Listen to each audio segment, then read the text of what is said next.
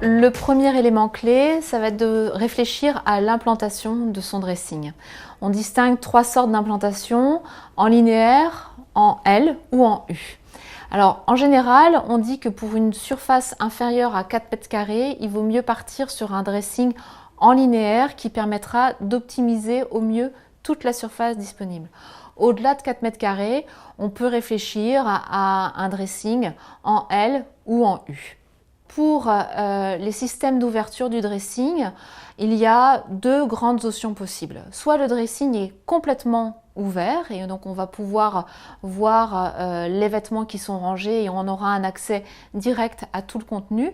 Ou alors on peut envisager une solution plutôt fermée avec des portes coulissantes ou des portes battantes. L'avantage de la porte coulissante, eh bien, c'est qu'elle va déjà avoir un très faible encombrement au sol lorsqu'on va l'ouvrir et puis elle va donner un aspect esthétique très intéressant puisqu'il y a un choix très large en termes de matériaux, de coloris. Et puis l'avantage de la porte coulissante, c'est qu'elle donne une ouverture très très grande en un seul coup, en un seul coup de main. Donc on a tout de suite l'accès à tout le contenu du placard. L'intérêt de la porte battante, c'est qu'on va pouvoir jouer déjà sur un effet esthétique, on va pouvoir varier les dimensions des portes, on va pouvoir jouer sur des coloris, peut-être envisager par exemple un dégradé de coloris. Et puis l'avantage aussi, c'est que quand vous l'ouvrez, vous avez tout de suite accès au contenu d'une façon très rapide à ce qu'il y a derrière cette porte battante. La question du budget est un point important.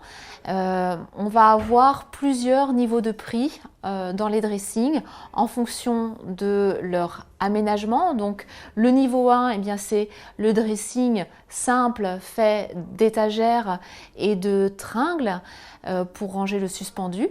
Le niveau 2 va nous permettre d'intégrer des coulissants pour plus d'ergonomie et de manipulation au quotidien dans le rangement. Et puis le niveau 3 va nous permettre d'avoir plus d'équipements et d'accessoires pour plus de fonctionnalités, plus de confort, par exemple des porte-pantalons, des porte-chaussures et puis de l'éclairage dans le dressing.